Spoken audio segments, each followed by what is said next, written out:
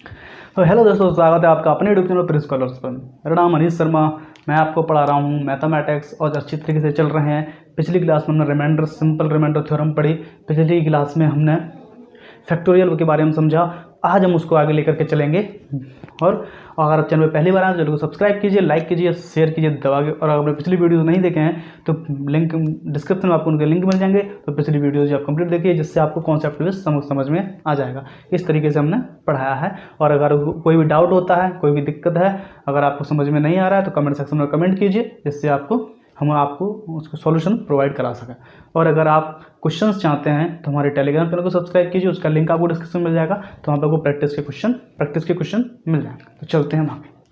पिछले वीडियो में हमने आपको फैक्टोरियल के बारे में बताया था, ठीक है।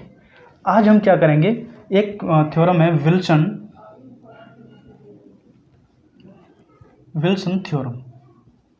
कौन सी? विल्सन थ्योरम, ठीक है। कौन सी थ्योरम है? Wilson theorem. अब विल्सन थ्योरम क्या है, छोटा सा पार्ट है, अपन लेके चलेंगे, ज़्यादा कुछ डिटेल में नहीं पढ़ना क्योंकि अपने क्वेश्चन सॉल्व करना है। उस तरीके से हम थोड़ा सा लेके चलेंगे। विल्सन थ्योरम का रिमाइंडर थ्योरम यानी कि शेषफल प्रमेय में इनके किस तरीके से यूज कर सकते हैं। छोटी छोटी चीज़ें हैं, लेकर के चलेंगे तभी हम आगे बढ़ पाएंगे। तो क्या, तो विल्सन थ्योरम क्या कह रही है, क्या कहती है? नहीं, मान लीजिए कि p-1 में अगर किसी p से भाग दिया जा रहा है, किससे? p-1 में अगर किसी p से भाग दिया रहा है, अगर ये प्राइम नंबर है, क्या है? Prime number. क्या हो? प्राइम नंबर हो। p-1 में अगर p से भाग दिया जा रहा हो, अगर ये प्राइम नंबर हो, यानी तो क्या होगा? फैक्टोरियल p-1, फैक्टोरियल p-1, या फिर इस तरह से लिखते हैं p-1 factorial upon p। Wilson theorem के अनुसार फैक्टोरियल p-1 अपॉन p यानी कि p क्या हो? प्राइम नंबर हो। क्या होना चाहिए? प्राइम नंबर यानी अभाज्य संख्या। क्या होनी चाहिए? अभाज्य संख्या। प्राइम नंबर हो या क्या होनी चाहिए? अभाज्य संख्या होनी चाहिए हो। तो इसका जो शेषफल होगा या तो p-1 होगा या -1 होगा। इसका जो शेषफल होगा p-1 होगा या -1 होगा। अब ये चीज़ समझ में आ जाइए, क्योंकि विल्सन थ्योरम के अनुसार अगर फैक्टोरियल यानी कोई नीचे प्राइम नंबर है, नीचे कोई प्राइम नंबर है, तो उसका जो शेषफल होगा क्या होगा? p-1 होगा या फिर -1 होगा। क्या होगा? p-1 होगा या फिर -1 होगा। यहाँ तक क्यों होगा देखिए, समझने की कोशिश कीजिए। एक चीज़ है p-1 अपॉन प्राइम नंबर होना चाहिए। क्या होना चाहिए? प्राइम नंबर, अभाज्य संख्या होनी चाहिए। अब क्या फैक्टोरियल 28/29। क्या कह रहा है? फैक्टोरियल 28/29, ठीक है, 28/29। अब मेरी बात समझने की कोशिश कीजिए, 28/29। अब मैंने बताया कि p-1 और 1 ही क्यों होगा? क्या -1 हो या p-1 हो, यानी कि फैक्टोरियल 28/29 को अगर हम लिख लें, या तो लिख लें हम p-1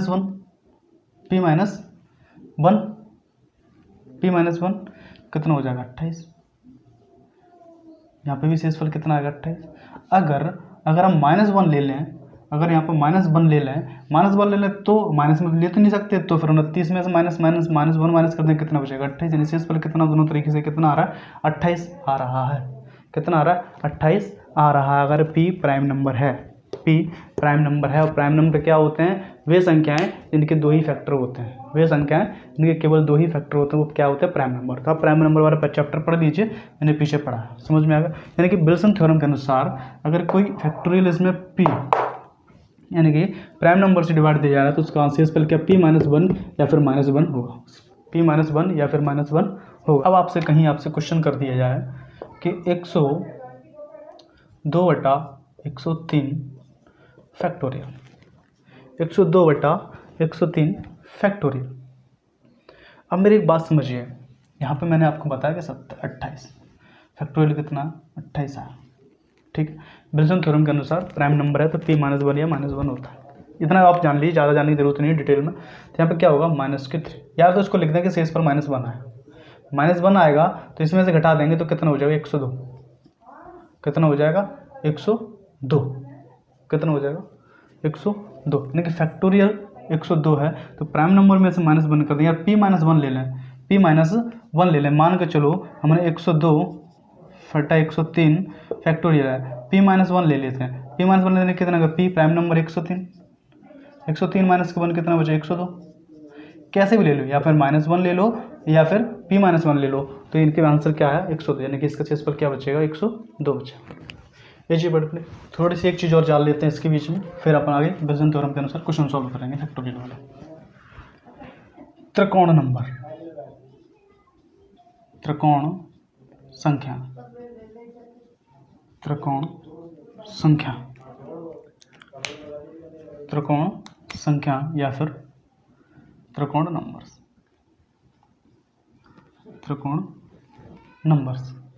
अब त्रिकोण संख्या या त्रिकोण नंबर्स क्या होता है, देखिए वे संख्याएं जिनके बीच का डिफरेंस एक नेचुरल नंबर की सीरीज बना रहा हो, वे संख्याएं जिनके बीच का डिफरेंस एक नेचुरल नंबर की सीरीज बना रहा हो, क्या कहलाते हैं, त्रिकोण नंबर कहलाते हैं। क्या कहलाते हैं, त्रिकोण संख्या कहलाते हैं। जैसे कि 1 3 6 10 15 21 28 ...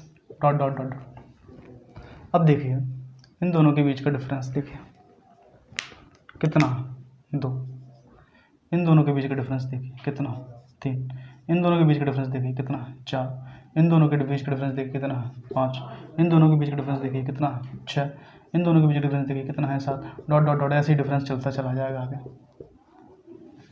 यानी कहने का मतलब है वे संख्याएं, वे नंबर्स जिनके बीच का डिफरेंस एक नेचुरल प्राकृतिक संख्याएं की सीरीज बना रहा हो, प्राकृतिक संख्याएं दे रहा हो, क्या दे रहा हो, प्राकृतिक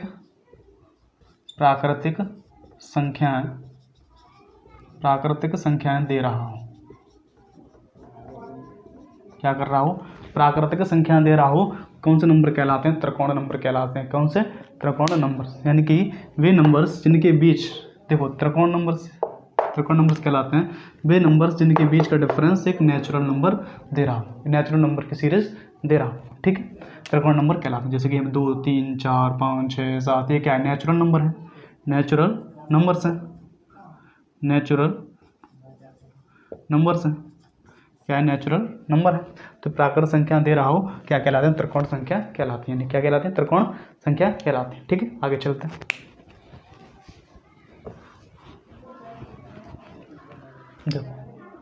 factorial 1 plus factorial 2 plus factorial 3 plus factorial 4 plus factorial 5 plus ... factorial 1000। ठीक है, डिवाइड बाई 10।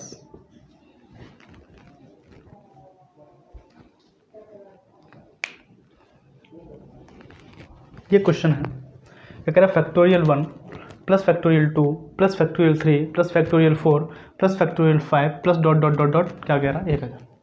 फैक्टोरियल 1000, फल क्या होगा, शेष फल क्या होगा। एक चीज़ समझने की कोशिश कीजिए, इसको सॉल्व करने से पहले एक जगह फैक्टोरियल 5 है, फैक्टोरियल 5 है तो देखिए क्या होता है, 5 × 4 × 3 × 2 × 1 बटा 10, ये बनेगा फैक्टोरियल। अब देखिए इससे कट रहा है क्या, 5 दूनी 10, 2 एकम 2, यानी कि यहाँ पे तो पूरी तरह भाग जा रहा है, यहाँ पर पूरी तरीके से भाग जा रहा है, यानी कि इसका जो रिमाइंडर होगा क्या होगा, 0 होगा, इसका रिमाइंडर क्या होगा, 0 होगा। इस तरीके से 5 4 3 2 × 2 × 1 है और 10 से डिवाइड देने पर ये पूरी तरीके से कट रहा है, यानी कि इसका जो रिमाइंडर क्या होगा, 0 होगा, क्या होगा, 0 होगा। इसी तरीके से देखिए अगर यहाँ पे है, यहाँ पे लगा दिया है 6, यहाँ पे लगा दिया 6, फिर भी ये पूरी तरीके से कट रहा है, यानी कि आगे जो 6 जाएगा, 6 भी जाएगा, फैक्टोरियल 6 भी जाएगा, उसकी भी रिमाइंडर क्या होगा, 0 होगा, उसका भी रिमाइंडर क्या होगा, 0 होगा। बेशक हम 7 ले लें, 7 × 6 × 5 × 4 × 2 × 3 × 2 × 1 बटा 10, काटेंगे तो 5 दूनी 10, 52, यानी कि 7 का फैक्टोरियल लेंगे तो 0 है, यानी कि यहाँ पे भी फैक्टोरियल 7 की वैल्यू भी क्या आएगी, 0 है। इसी तरीके से ... आगे की सारी वैल्यू क्या चली जाएंगी, 0 चली जाएंगी, क्या चली जाएंगी, 0 चली जाएंगी, यानी हजार की भी वैल्यू क्या आएगी, 0 ही आएगी, यानी कि 10 से पूर्णतः भाग हो जाएगा। समझ में आ गया। अब आपको हर एक क्वेश्चन में ये देखना है कि अगर 10 है, अगर यहाँ पर ऐसा नंबर दिया है कि वहाँ पर कहीं भी जा करके उस फैक्टोरियल से वो 0 हो रहा है, यानी कि रिमाइंडर क्या आ रहा है, 0 आ रहा है, तो वहाँ पर देखिए हम देखते हैं यहाँ पे 5 से रिमाइंडर 0 आ रहा है, तो यहाँ से लेकर के यहाँ तक की सारी संख्याएं शून्य हो गई, शून्य हो गई, यानी कि वहाँ से की कोई वैल्यू नहीं रही। अब 10 से, अब देखिए, अब इन चीज़ों को देखेंगे। अब क्या कह रहा है, 10 का 1 में भाग देंगे तो रिमाइंडर क्या बचेगा, 1 बचेगा। कितना होता है, 2 होता है। 10 में दो में 10 का भाग देंगे तो रिमाइंडर कितना बचेगा, 2 बचेगा। और 3 दूनी 6 है, ये देखो 3 × 2 × 1, 3 दूनी 6 होता है, 6 होता है, यानी कि 10, यानी कि रिमाइंडर कितना बचेगा, -4 बचेगा। रिमाइंडर कितना बचेगा, -4 बचेगा। अब 4 24, 4 24, यानी रिमाइंडर कितना बचेगा, 4 बचेगा, यानी कि ये कट जाएंगे, ये दोनों ऐड हो जाएंगे तो प्लस के 3, रिमाइंडर कितना आ गया, 3 आ गया। आंसर कितना आ गया इसका, 3 आ गया। तो मैंने ये जो कहानी आपको समझाई है इसलिए समझाई, आप ये देखिए कि कोई भी डिवाइडेड नीचे दिया हुआ है वो कहाँ पर 0 हो रहा है। देखो एग्जामिनर जब क्वेश्चन सेट करता है तो उसका मतलब ये नहीं कि आपको पूरे को क्वेश्चन को सॉल्व करना है, ये कहीं ना कहीं से ऐसा कर देगा कि आपको उससे पहले के कॉन्सेप्ट आने चाहिए, वो सारी चीज़ें आपको सिंपली कर देगा, एकदम सिंपल क्वेश्चन देता है, ऐसा नहीं कि आपको बस आना चाहिए। ठीक है, ये चीज़ हो गई। तो हमने देखा कि यहाँ से 5 के बाद सारे शून्य हो रहे हैं, ये भी 0 हो गया, ये भी 0। अब ये 0 कैसे गया, कि फैक्टोरियल 4, देखिए फैक्टोरियल जो 4 है उसकी वैल्यू कितनी होती है, 24 होती है। ठीक है, अब फैक्टोरियल 3 की वैल्यू कितनी होती है, 6 होती है, 3 दूनी 6। फैक्टोरियल 2 की वैल्यू कितनी होती है, 2 होती है। फैक्टोरियल 1 की वैल्यू कितनी होती है, 1 होती है। अब बताइए 10, 6 यानी -4 बचा, 10 यानी कि +4 बचा, यहाँ पर देंगे 2, यहाँ पर देंगे 1, यानी कि कितना हो गया, माइनस माइनस प्लस, यानी कट गए तो कितना बचे, 2 1 3, ये दोनों ऐड हुए तो वैल्यू कितनी आ गई, 3 आ गई। इसका आंसर क्या हो गया, 3 हो गया। यहाँ तक बात आपको समझ में, ये चीज़ समझाने के लिए मैंने आपको ये रामायण बताई, समझ में आ गया। ऐसी तरीके से क्वेश्चन आगे देखते हैं।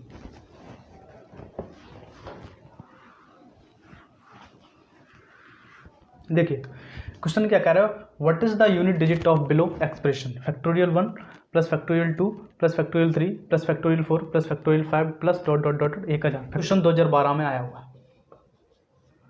ये क्वेश्चन 2012 में आया हुआ। आपसे क्या पूछ रहा है, मतलब क्वेश्चन के एक अलग 2011 में इसको इंट्रोड्यूस किया गया था रिमाइंडर थ्योरम को, उसके बाद अलग अलग तरीके से इसकी लेवल को बढ़ाया गया। तो क्या कह रहा है कि what is the unit digit of below expression, factorial 1 + factorial 2 + factorial 3 + factorial 4 + factorial 5 + ... factorial 1000।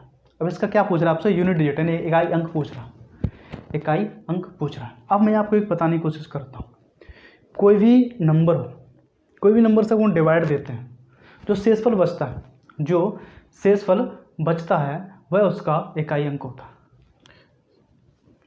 इस क्वेश्चन को सॉल्व करने से पहले हम एक चीज़ आपको बताते, देखिए क्वेश्चन क्या है, अगर किसी एक्सप्रेशन में आखिरी के जितने अंक निकालने हो, आखिरी के जितने अंक निकालने हो उतने ही 0 से क्या करते हैं, उसमें भाग देते, यानी कि यहाँ पर इकाई अंक निकालना है तो यहाँ पर हम किससे भाग देंगे, 10 से भाग देंगे। अगर हमें दहाई अंक निकालना होता तो हम किससे भाग देते हैं, यहाँ पर 100 से भाग से देते। अगर यहाँ पर हमें 3 अंक निकालने होते तो हम यहाँ पर 1000 से भाग देते। यानी कहने का मतलब ये है, अगर जितने रिमाइंडर बचेगा, जितने अंकों का रिमाइंडर बचेगा वह उसके उतने ही अंक होंगे। यानी कि कोई संख्या है 59 36 25, ठीक है, 59 36 25, ये कोई संख्या है, समझ लीजिए। इसको सॉल्व करने से पहले इसको समझने की कोशिश करते हैं। 59 36 25। अब आपसे कह रहा है कि इसमें इकाई अंक निकालिए, देखिए इकाई अंक निकालें तो ये 50, ये 30, ये 20 बार, ये 50 बार जाएगा। देखिए देते हैं, यहाँ पर अगर हम भाग देंगे 10 से तो 50 बार जाएगा, 9 बचेगा, 93 90 बार फिर जाएगा, फिर 60, फिर यानी कि लास्ट में क्या बचेगा, 5 बचेगा। देखिए इसको हम सॉल्व करते हैं, इसको जब हम सॉल्व करेंगे तो देखो 10 बार 10 5 50, कितना बचा, 9 90, कितना बचा, 3 36 हो गया। 30 बार जाएगा, कितना होगा, 30, कितना होगा, 6 2, कितना होगा, 2 60, कितना बचा, 2 अब कितना बचा 5, 2 बार जाएगा, कितना बचा 20, तो दूनी 20, कितना बचा 5। यानी कि जो ये रिमाइंडर बच रहा है, ये है जो रिमाइंडर बच रहा है, ये इसका इकाई अंक है। जो रिमाइंडर बच रहा है ये इसका क्या है, इकाई अंक है। अगर हम 10 से भाग दे रहे हैं तो हमें इकाई अंक प्राप्त हो रहा है, लेकिन जो रिमाइंडर बच रहा है वो क्या है, इकाई अंक है। अगर यहाँ पर हमें दहाई अंक निकालना हो तो हम 100 से भाग देते, तो यहाँ पर रिमाइंडर क्या बचता 25, यानी कि 25 बचता, तो हमारा अंक लास्ट के 2 अंक क्या होते 25 होता। अगर हमें 3 अंक निकालने हैं तो हम 1000 से भाग देते, यहाँ पर 625 बचता है, लास्ट के जो 3 अंक होंगे वो कितना 625 है। यानी कहने का मतलब है किसी भी अंक को सॉल्व करने से पहले सॉल्व करेंगे, किसी अंक को हम सॉल्व करेंगे तो जो रिमाइंडर हमें बचता है वो उसका उतना ही अंक होता है। यानी कि अगर एक रिमाइंडर बच रहा है तो उसका इकाई अंक है, 2 अंकों का रिमाइंडर बच रहा है उसका दोहाई इकाई और दहाई अंक 2 अंक प्राप्त हो गए, 3 रिमाइंडर बच रहा है। यानी कि अगर हम किसी संख्या में जो यूनिट डिजिट पूछ रहा है, इस तरीके से नंबर दिया हुआ है, जो यूनिट डिजिट पूछ रहा है यानी यूनिट डिजिट पूछा तो हम 10 से भाग देंगे, लास्ट के 2 अंक पूछता तो हम 100 से भाग देते, लास्ट के 3 अंक पूछता तो हम 1000 से भाग देते। तो हम क्या करते हैं यहाँ पर उसी तरीके से जो शेषफल बचता वह उसका वही अंक होता, वो उसका वही अंक होता। तो आगे इसको सॉल्व करते हैं। तो यहाँ पे देखिए, जब इस फैक्टोरियल को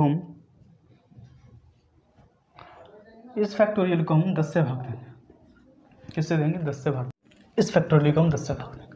अब देखिए 5 वाले टर्म में ये फैक्टोरियल 0 हो जाएगा, यानी कि इससे आगे के सारे 0 हो जाएंगे। यहाँ पे 0 हो जाएगा, फैक्टोरियल 6 भी 0 हो जाएगा, फैक्टोरियल 7 भी 0 हो जाएगा, यानी कि इस तरीके से ये भी 0 हो जाएगा, यानी कि पूर्णतः डिवाइड हो जाएंगे। अब देखिए 4 का 4 3 × 2 × 1 बटा 10, 2 पंजे 10, पूर्णतः डिवाइड तो नहीं हो रहा, 5 बच रहा, यानी कि यहाँ से पूर्णतः डिवाइड हो जाएगा। कितना हो जाएगा 5 × 4 × 2 × 3 × 2 × 1 बटा 10, तो कितना हो गया 5 दूनी 10, 2 1 2, क्या हो गया पूर्णतः डिवाइड हो गया, यानी कि शेषफल कितना आएगा 0, यानी कि ये पूर्णतः डिवाइड हो जाएगा। यहाँ पर क्या हो जाएगा पूर्णतः डिवाइड हो जाएगा। अगर यहाँ से पूर्णतः डिवाइड हो गया तो आगे भी सब में 5 आएगा, तो यानी कि यहाँ से आगे के जितने भी नंबर हैं वो सारे 0 हो जाएंगे, उनका सारा क्या है 0 हो जाएगा। अब यहाँ से इसको सॉल्व करते हैं 10, ठीक है। अब यहाँ पर सॉल्व करेंगे इस चीज़ को, तो इस चीज़ को सॉल्व करेंगे तो इसमें 1 में भाग देंगे तो 10 का 1 में 1 हो जाएगा, यहाँ पर 2 हो जाएंगे, यहाँ पर प्लस का 6 हो जाएगा और यहाँ पर पे प्लस के 4 हो जाएंगे। अब इनको ऐड करेंगे 6 4 10 2 12, यानी कितना हो जाएगा 13, 13 में 10 का भाग देंगे तो कितना हो जाएगा 3, यानी शेषफल कितना आया 3 आया, शेषफल कितना आया 3 आया। इसका जो इकाई अंक है वो भी कितना है 3 ही है, कितना है 3 है। What is the unit digit of below expression, जो शेषफल बच रहा है वह उसका उतना ही अंक है। अगर यहाँ पर 2 अंकों का बचता तो लास्ट के 2 अंक पूछ रहा होता तो हमें 2 अंक मिलने होते, कोई भी XY Z कोई भी 2 अंक बच रहा शेषफल में बच रहा होता, वही उसके 2 अंक लास्ट के 2 अंक होते। समझ में आ गई बात, यानी कि जिस संख्या में भाग दे रहे हैं उसका लास्ट का जो अंक शेषफल प्राप्त हो रहा है वो उसका यूनिट डिजिट है, यानी कि इसका 3 बच रहा है शेषफल, तो इसका शेषफल कितना आ रहा है 3 आ रहा है, तो ये क्या है यूनिट डिजिट है, इसका क्या है यूनिट डिजिट है। समझ में आ गया यहाँ तक की बात आपको समझ में आ गई, ठीक है। क्वेश्चन क्या कह रहा है 2 या 99 × 107 × 98 × 93 या 901 × 201, यह कह रहा है लास्ट के यानी × 203, यानी कि लास्ट के 2 अंक बताइए, find the last 2 digit of above expression. ऊपर जो एक्सप्रेशन दिया है उसके लास्ट के 2 अंक बताइए। देखिए 2 अंक कैसे निकालेंगे, 2 या 99 × 107 × 98, ठीक है, × 93 या 901, ठीक है, × 203, ठीक है, ये एक्सप्रेशन है। अब मैंने आपको बताया था जितने अंक निकालने हैं उतने 0 का भाग दे दीजिए, यानी कि अगर यहाँ पर 2 अंक पूछ रहा है तो हम 100 से भाग देंगे, किससे भाग देंगे 100 से भाग देंगे, तभी हम लास्ट के 2 डिजिट निकाल पाएंगे, ठीक है। अब देखिए 2000 है, 2000 तो 100 से पूर्णतः डिवाइड है, बचा 99 कितना कम है 100 से 1, तो माइनस का 1 बचेगा, रिमाइंडर कितना बचेगा माइनस के 1 बचेगा। 107 है, कितना है 100 है तो 100 बार जाएगा, और 7 जो है ज़्यादा है तो कितना होगा प्लस के 7 रिमाइंडर आ जाएगा। ये 100 से कितना कम है 2 कम है तो माइनस के 2 रिमाइंडर हो जाएगा। 93,901, ये तो यहाँ तक तो पूरा डिवाइड होगा, यानी कि प्लस के 1 बचेगा, 100 से 2 बचेगा तो यहाँ पे प्लस के 3 बचेगा। समझ में आ गया तरीका, ये रिमाइंडर में प्लस ये माइनस का रिमाइंडर है, प्लस के 7 प्लस माइनस के 2 फिर प्लस के 1 प्लस के 3। अब मल्टीप्लाई कीजिए, देखिए माइनस माइनस प्लस हो जाएगा, तो 2 एकम 2 हो गया, 7 दूनी 14 और 14 आती 42, कितना होगा 14 14 आती 42, 7 दूनी 14 14 आती 42, 42 किसके है प्लस के। अब देखिए रिमाइंडर कितना आ गया 42, रिमाइंडर जो 42 आ गया तो इसके जो लास्ट के 2 डिजिट हैं वो भी 42 ही हैं, यानी कि लास्ट के जो 2 डिजिट हैं वो कितने हैं 42 है, यानी कि इकाई अंक ये है और दहाई अंक ये है, लास्ट के 2 डिजिट कितने हैं 42, यानी कि इस क्वेश्चन को हमने सॉल्व किया और बहुत ही सिंपल तरीके से आसान भाषा में हम सॉल्व करके। हमें जो चीज़ निकालनी है, अगर हमें 2 अंक निकालने तो 100 से डिवाइड दे देंगे, अगर हमें 3 अंक निकालने तो 1000 से डिवाइड देंगे, अगर हम 4 अंक निकालने हैं तो 10,000 से डिवाइड दे देंगे, अगर हमें 1 अंक निकालना है तो हम 10 से डिवाइड दे देंगे, यानी कि जो भी चीज़ हमें निकालनी है उसे हम डिवाइड देंगे, वो हमें निकल आएगा। इकाई अंक इससे निकला आएगा, दहाई अंक इससे निकला, यानी कुल मिलाकर ये पूछ रहा है कि लास्ट के 2 डिजिट बताइए इस एक्सप्रेशन के, तो इस एक्सप्रेशन के लास्ट के जो 2 डिजिट होंगे वो कितने होंगे 42 होंगे, कितने होंगे 42 होंगे, 4 और 2 होंगे, लास्ट के 2 डिजिट कितने होंगे 4 और 2 होंगे। ये बात आपको समझ में आ गई, ठीक है, यहाँ तक की बात समझ में आ गई। इसमें लास्ट एक क्वेश्चन और देखते हैं, फिर यहीं समाप्त करेंगे अपन इसको। क्या कह रहा है इस क्वेश्चन के लास्ट के 2 अंक डिजिट, 2 अंक निकालें, तो हमने बताया 2 अंक निकालने तो हमें क्या करेंगे 100 से भाग दे देंगे, 100 से भाग दे देंगे। हमें क्या निकालना है 2 अंक निकालने तो हम क्या करेंगे 100 से भाग दे देंगे। अब देखिए 100 से भाग देंगे, 97 100 से कितना कम है 3 कम है तो माइनस के 3 हो जाएगा, माइनस के 3 हो जाएगा। और 96 कितना कम है 4 कम है तो माइनस के 4 हो जाएगा। अब 173, अब यहाँ पे देखिए आकर के बात अटक गई, यहाँ पर बात अटक गई, यहाँ पर आकर बात अटक गई कि यहाँ से अब कैसे सॉल्व करें। अगर हम यहाँ पर 200 लेते हैं 27 बचेगा माइनस के, और माइनस के 27, फिर ये भी बड़ी संख्या होगी, ये भी बड़ी संख्या होगी, यानी कि इस चीज़ को सॉल्व करने के लिए एक चीज़ देख लीजिए, इस चीज़ को सॉल्व करने से पहले अब एक चीज़ समझाने की कोशिश करता हूँ, वो है आपका कैंसिलेशन फंडा। कैंसिलेशन फंडा, कैंसिलेशन फंडा क्या होता है? कैंसिलेशन फंडा होता है अगर हमें कहीं पर आ जाए, कहीं पर आ पड़े तो हम इसका यूज कर सकते हैं, मतलब कर सकते हैं। अब कर क्या सकते हैं, देखिए करने का मतलब है कहीं भी इसका यूज करने का मतलब है कि हम सिंप्लीफाई कर सकते हैं, किन चीज़ों को सिंप्लीफाई कर लीजिए। अब यहाँ पे देख रहे हो 36/15, इस चीज़ को समझने की कोशिश कीजिए, क्या करा है 36/15। अब कहो इसको इस 15 का 36 में भाग दीजिए तो आप सीधे देखोगे 15 दूनी 30 कितना बचेगा 6, 15 दूनी 30 कितना बचेगा 6 बचेगा, ठीक, कितना बचा 6 बचा। अब कहने का मतलब है कि यहाँ पर अगर हम 15 दूनी 30 कितना बचा 6 बचा, अगर यहाँ पर इसको सिंप्लीफाई करें, काट देते हैं, इसको काट देते हैं 3 से काटते हैं, 3 एकम 3, 3 दूनी 6, 3 पंजे 15, कितना आ गया 12/5। अब आप 5 दूनी 10, 3 कितना बचा 2। कहने का मतलब है कि यहाँ पर कितना बचा 2, यानी कि कैंसिलेशन फंडा जो है यहाँ पर हमने दिया तो रिमाइंडर कितना आ रहा है 6 आ रहा था, यहाँ पर इसको सिंप्लीफाई काट दिया तो रिमाइंडर कितना आ रहा है 2 आ रहा है, पर लेकिन रिमाइंडर 6 लाने के लिए हमें क्या करना पड़ेगा, इस आंसर का रिमाइंडर तो 6 ही आना है, तो रिमाइंडर 6 लाने की जितनी संख्या से काटा है, जितनी संख्या से काटा है वो यहाँ लिख लीजिए और इसका इसमें मल्टीप्लाई कर दीजिए, 3 दूनी 6, यानी कि कैंसिलेशन फंडा से भी वही रिमाइंडर प्राप्त होगा, वही रिमाइंडर हमें प्राप्त होगा, समझ में, वही रिमाइंडर हमें प्राप्त होगा। यानी कि कोई भी संख्या है, समझने की कोशिश कीजिए कि 36/15 12/5 रिमाइंडर कितना आ गया 2, हमने कितनी संख्या से काटा था, कितनी संख्या से काटा था उस संख्या का इसमें शेष फल में क्या कर दीजिए मल्टीप्लाई कर दीजिए, तो हमें वही रिमाइंडर प्राप्त हो जाएगा, वही रिमाइंडर में क्या हो जाएगा प्राप्त हो जाएगा, ठीक है। एक चीज़ और समझने की कोशिश की कि 45/25, 45/25, 25 का 45 में भाग देंगे तो रिमाइंडर क्या बचेगा 20 बचेगा, क्या बचेगा 20 बचेगा, रिमाइंडर क्या बच रहा है 20 बच रहा है। अगर हमको सिंप्लीफाई कर सकते हैं तो कितना देखो 5 में 45 5 में 25 कितना होगा 9/5, 5 का इसमें करेंगे तो कितना हो जाएगा 4। हमने कितने से काटा था 5 से काटा था, 5 का इसमें मल्टीप्लाई कर देंगे तो कितना हो गया 20, यानी रिमाइंडर कितना बचेगा 20। यानी कहने का मतलब है आप कैंसिलेशन फंडे का मतलब है, कैंसिलेशन फंडे का मतलब है कि अगर किसी चीज़ को सिंप्लीफाई कर सकते हैं तो उसको इतना ही सिंप्लीफाई कर दो, क्या कर दो सिंप्लीफिकेशन कर दो, तो हम क्या करेंगे वही चीज़ प्राप्त हो जाएगी। यहाँ पर ये चीज़ नहीं कट रही है, यहाँ पर भी एक चीज़ नहीं कट रही है, तो हम चीज़ को सॉल्व करने की कोशिश करेंगे। यानी कि कैंसिलेशन फंडे का मतलब यही है कि आपको अगर कोई भी चीज़ कहीं अटक रही है तो उसको सिंप्लीफाई कर दो, सिंप्लीफाई कर दो। तो ये क्या आ रहा है यहाँ पर अगर जितने नंबर से काट रहे हो उतने नंबर का रिमाइंडर में क्या कर दो आप मल्टीप्लाई कर दो, उतने में क्या कर दो मल्टीप्लाई कर दो जितने नंबर से काट रहे हैं। यहाँ पे हमने 5 से इसको काटा, 5 से इसको सिंप्लीफाई किया तो कितना आया 4 रिमाइंडर आया, 4 में 5 का मल्टीप्लाई किया होगा 20 आया। यहाँ पर हमने 3 से किया था तो कितना आया था 2 आया था, 2 का 3 से मल्टीप्लाई कितना हो गया 6, यानी रिमाइंडर कितना मिला हमें 6 मिला। दोनों तरीके से रिमाइंडर में कितना मिला 6 मिला। तो कैंसिलेशन फंडा ये है कि अगर आने पड़ी तो हम ये चीज़ का यूज कर सकते हैं, इसको कैंसिलेशन कर सकते हैं, हम इस चीज़ को सिंप्लीफाई कर सकते हैं। ठीक है, तो इस चीज़ को यहाँ पर समझने की कोशिश कीजिए कि अगर ये चीज़ हम सॉल्व कर रहे थे, ये चीज़ हम सॉल्व कर रहे थे तो हमें यहाँ तक तो चीज़ें सही समझ में आ रही थी, पर लेकिन यहाँ से क्या हो रहा था नहीं जा रहा। अब देखिए यहाँ पे क्या सिंप्लीफाई हो सकता है, ये सिंप्लीफाई हो सकता है तो कर दीजिए, कर देते हैं। देखो 4 से काटो, 4 दूनी 8, 4 5 20, यहाँ से भी काटो 4 से काट दो, फिर 4 दूनी 8, 4 16, 4 16, कितनी बार कटेगा, कितनी बार कटेगा 24।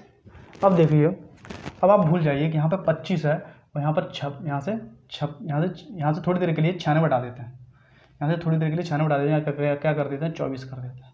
यहाँ पे 100 हटा देते हैं, क्या कर देते हैं 25 कर देते हैं।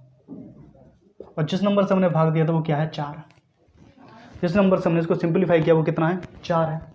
ये चीज़ याद रखिए, जिससे हमने सिंप्लीफाई किया है वो कितना है 4 है। तो हम 25 का देखिए, 25 से 75, 25 चौका 100, 25 चौका 100 हो रहा है, तो 100 जा रहा है तो कितना बचा है यहाँ पे -3 बच रहा है, कितना बच रहा है -3। यहाँ पर 25 से कम 25 यानी -1, 25 से 75। अब यहाँ पे 25 का मल्टीप्लाई कीजिए, 25 9 175, 175 यानी कितना बचा -2, कट गया। 25 से कम 25 यानी कि -2, 25 के 25 से कम 25 गिन 2, 25 दूनी 50 यानी कि 1, कट गया ना। सिंप्लीफाई कर दिया हमने इसको, क्या कर दिया सिंप्लीफाई कर दिया, तो हमने ये चीज़ प्राप्त होगी, ये चीज़ प्राप्त हुई थी। देखो माइनस माइनस माइनस, 3 एकम 3, प्लस का 3, तो 3 दूनी 6, माइनस के 6, 6 दूनी 12 यानी कि -12, -12 आ गए, -12 आ गए। 12 में 4 का मल्टीप्लाई कर दो, 12 चौक 48, 12 चौक 48, कितना हो गया -48। माइनस के जब 48 आ गया तो यहाँ पे कितना था 100 में से -48 माइनस कर देंगे तो कितना बचेगा 52, यानी कि जो लास्ट के 2 अंक होंगे कितने होंगे 52 होगा। लास्ट के 2 अंक होंगे कितने होगा 52 होगा। समझ में ये क्या है कैंसिलेशन फंडा हुआ, हम इस तरीके से यूज कर सकते हैं। आपको समझ में आ गया कि find the last 2 digit. Last 2 digit आने के लिए यहाँ पे 96 था, मान लीजिए इसकी जगह पे 96 था यहाँ पर, और यहाँ पर कितना था 100। हमने इससे इसको काटा, कितने अंकों से काटा 4 अंक से काटा, 4 से काटा तो यहाँ पर कितना रह गया 24, यहाँ पर कितना रह गया 25। अब 25 को सिंप्लीफाई किया तो ये सारी चीज़ें हमें सॉल्व हो गई, पर लेकिन 100 से ये सॉल्व नहीं हो रही थी। 100 सॉल्व कर को थी, पर लेकिन यहाँ पर माइनस के 27 आ जाता, यहाँ पर भी कुछ और आ जाता, तो हम क्या करते उसको सॉल्व नहीं कर सकते क्योंकि संख्या बड़ी हो रही थी। और संख्या छोटी करने के लिए हमने क्या किया यहाँ पर कैंसिलेशन, यानी कि काट दिया। जब काट दिया कितने नंबर से काटा 4 नंबर से काटा तो हमें चीज़ प्राप्त होगी कितना कि -48। हमें कितना प्राप्त हुआ -12 प्राप्त हुआ। 4 से काटा, 4 का मल्टीप्लाई कर दिया, कितना हो गया 48। 48 किसका आया माइनस का, माइनस में कभी रिमाइंडर आ नहीं सकता, तो इसमें 100 में से माइनस कर दिया हमने। अब हम 100 में से माइनस करेंगे, क्यों करेंगे हम 100 से डिवाइड दे रहे थे, लास्ट के 2 डिजिट चाहिए हमें, यहाँ पर हमने मल्टीप्लाई कर दिया वही वैल्यू प्राप्त हो जाएगी हमें 100, यानी कि अगर हम 4 से मल्टीप्लाई कर दिया तो हमें ये क्या प्राप्त किया होगा 100 प्राप्त होगा। तो 100 में से हमने -48 प्राप्त घटा दिया, कितना बचे 52। इसका जो आंसर है लास्ट के 2 डिजिट कितने होंगे 52 होंगे। ठीक है, आई होप क्वेश्चन ये आपको समझ में आ गया होगा। इस वीडियो को हम यहीं खत्म करते हैं, तो नेक्स्ट वीडियो देखने के लिए बने रहिए हमारे चैनल के साथ, और चैनल को सब्सक्राइब कीजिए, लाइक कीजिए, शेयर कीजिए। Thank you.